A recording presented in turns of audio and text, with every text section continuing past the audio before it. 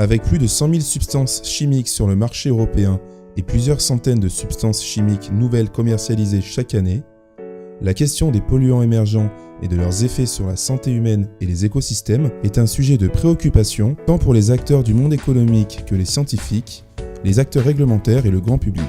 Cet enjeu actuel majeur a été au cœur des discussions lors du Forum Ecotox qui s'est déroulé du 11 au 13 octobre 2016 à Valence TGV avec les interventions d'Annabelle Princojean, responsable du pôle environnement de l'Association française des entreprises pour l'environnement, de Steve Abella, chargé de la sécurité chimique au sein du groupe Decathlon, de Philippe Roland, responsable du pôle substances et réglementation REACH au sein du groupe Renault, et d'Elena Gomez, professeure à l'Université de Montpellier et spécialiste des contaminants émergents. La problématique des polluants émergents et des risques sanitaires et environnementaux associés est porteuse de multiples enjeux, aussi bien sociétaux, économiques, réglementaires que scientifiques. Elle nécessite donc une mobilisation de l'ensemble des acteurs.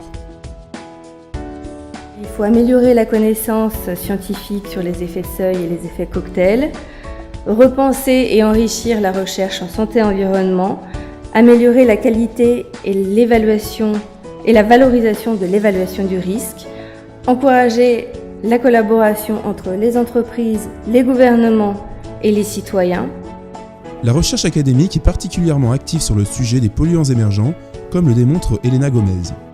La problématique des contaminants émergents dans l'environnement laisse, malgré toutes les recherches qui sont conduites sur ces questions-là, encore énormément de questions qui restent à répondre. Il y a besoin des moyens, il y a besoin de collaboration entre partenaires de différentes compétences, de manière à pouvoir aborder ces questions-là qui posent actuellement un défi.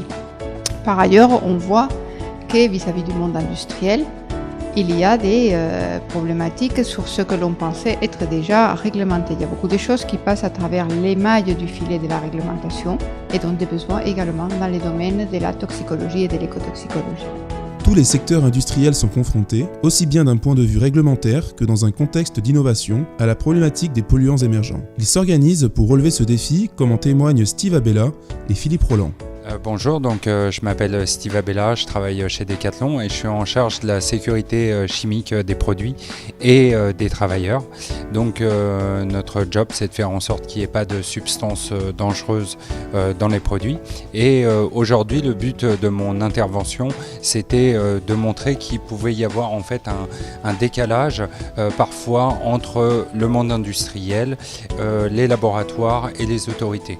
Et comment, au travers d'un exemple qui était l'exemple des protèges tibia, à un moment on était en avance et finalement en conclusion c'est un moment comment on va pouvoir améliorer la communication entre les différentes parties.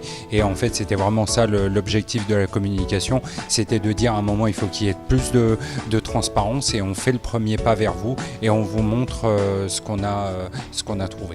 Voilà. Moi, je voudrais concevoir des voitures sans substances qui posent problème.